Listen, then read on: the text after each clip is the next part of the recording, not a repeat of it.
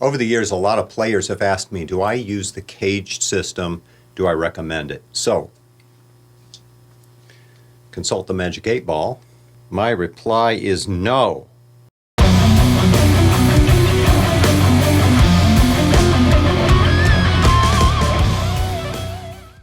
I've got a couple of problems with the CAGED system, actually, and mostly it's the name. Because, first of all, it's not a system. It's just bar chords. It's how bar chords work. And it's specifically the major bar chord shapes. Now, any competent guitarist should know their major bar chord shapes, all of them, on the neck. And this is kind of fundamental stuff if you really want to learn the fretboard. So that aspect of it, of course, great. Let's learn it. But it isn't a system. I mean, would you call it the bar chord system on the guitar? No, it's just bar chords. The next thing I don't like about the CAGED system is the acronym CAGED, C-A-G-E-D, because that particular sequence of letters, well, I mean, that makes it pronounceable, so maybe it, is a nice marketing buzzword and makes people think, oh, there's something, that I need to learn. But all it really means is the 5 open chord shapes, the C chord, the A chord, the G chord, the E chord, and the D chord. And now the idea of CAGED, because it relates maybe with the pentatonic boxes, and you could think of those boxes as like little cages maybe, or maybe I'm reaching, I don't know. There is a relationship there, and we'll talk about that in a little bit too. But there are 2 sequences of those 5 chord shapes that I think are important, and neither of them are CAGED.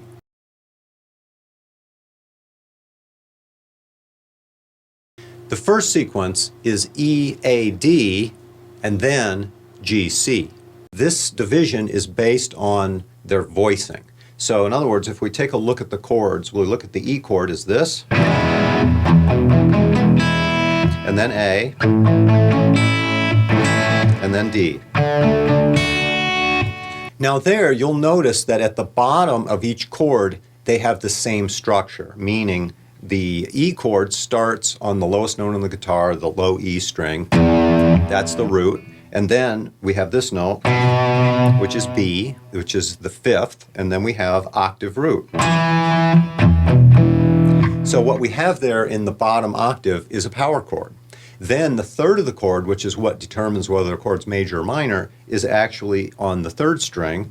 And that G sharp, 1st fret on the 3rd string, makes the chord a major chord, and therefore it's E major. So the 3rd of the chord is actually in the 2nd octave.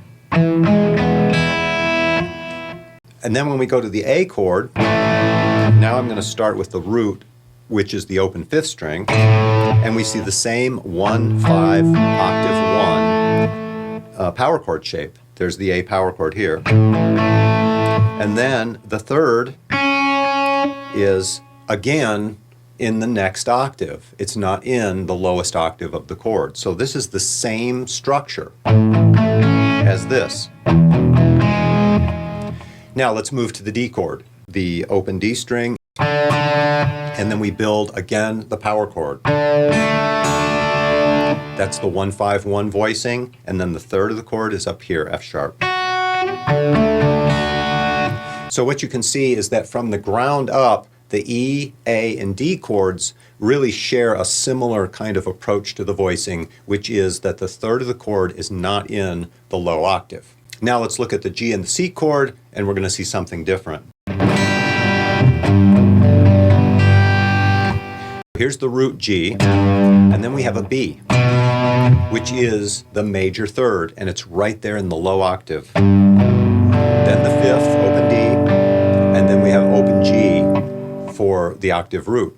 So you can see right there the structure is different. The chord looks different. It moves off in this direction instead of in this direction, and we have the 3rd in the low octave.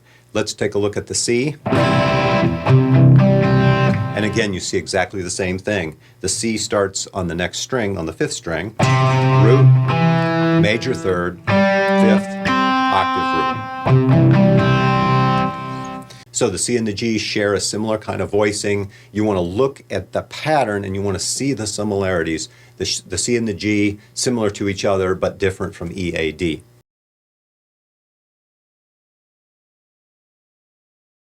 And there's also another sequence of those same 5 chord shapes that is even more important, and that is E, D, C, A, G, and then back to E.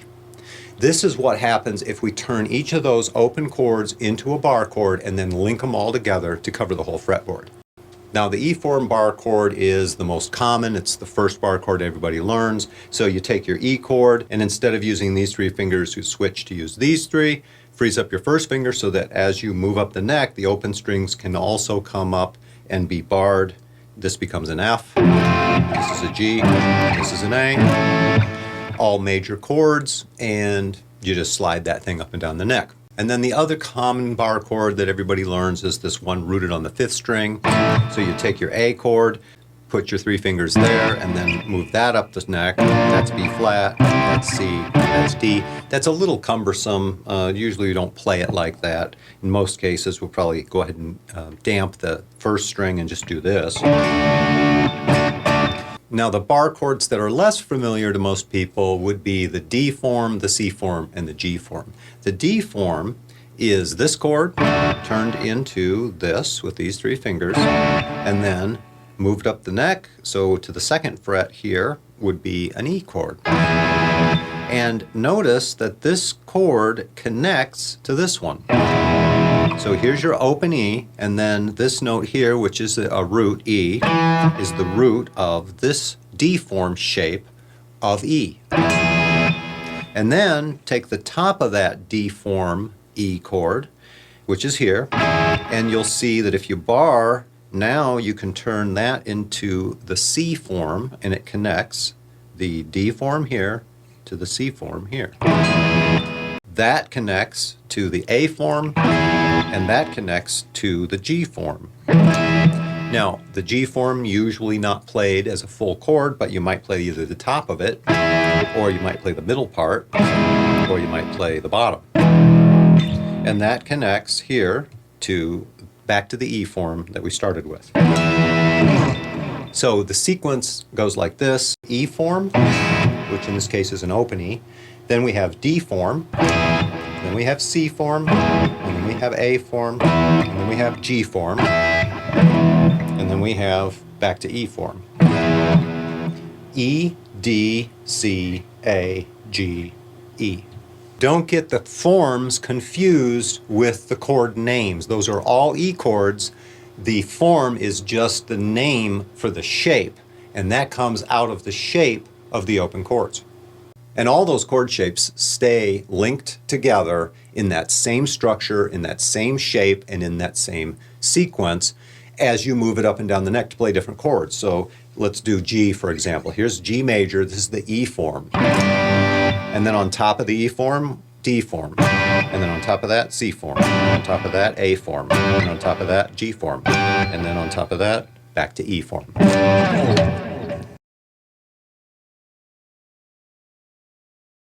Okay, so great. We've got all these chords and they're all linked together and you can play them all over the neck. But, you know, really, what is the practical benefit of that? Why is that a good thing to do?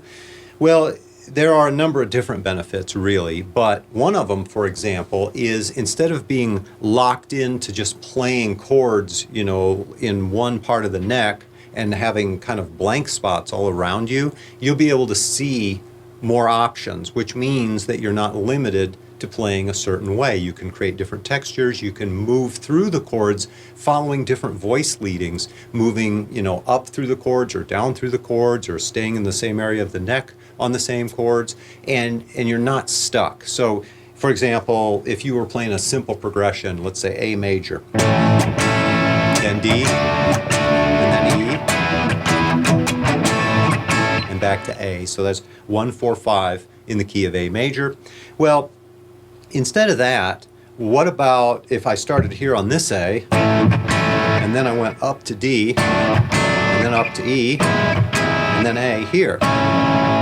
So I'm climbing up through this area, or maybe I start here, and then a D, E, and A there, or how about if I did this, A, D, E, A, or A, D, E, A. See, you can move in either direction.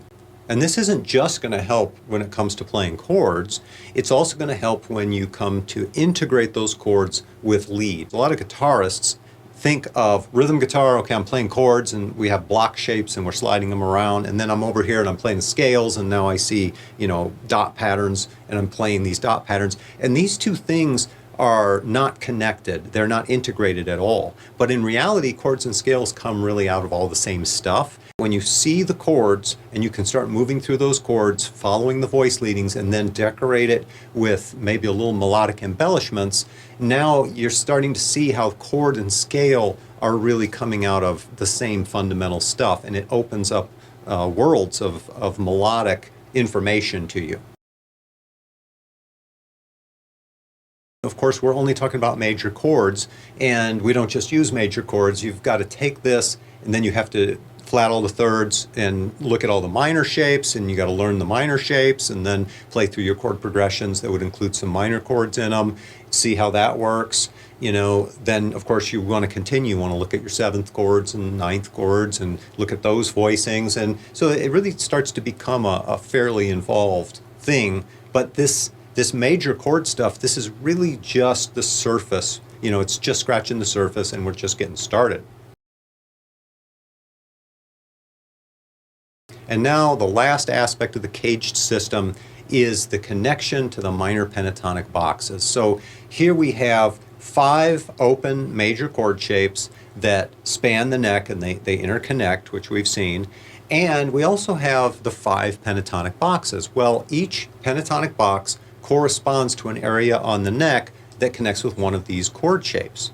So now I don't have time to go into it in this video. If you want all the details here, you're going to have to go to my Patreon account, and there we're going to go into it in much more detail. But basically, as you superimpose the pentatonic scale over the chord, because it's a major chord and it's a minor scale, there's going to be a mismatch. That mismatch is going to give you a ton of information, though, because it's going to show you where the major thirds are relative to the minor pentatonic pattern. Why is that important? Very often we want to play with this major-minor ambiguity. Sometimes, you're in a major key and you don't use any minor. Sometimes you're in a minor key, you don't use major, but sometimes we blend them together. And if we play, let's say, a minor lick and then switch major, you hear it brighten and it twists the tonality. So something like this.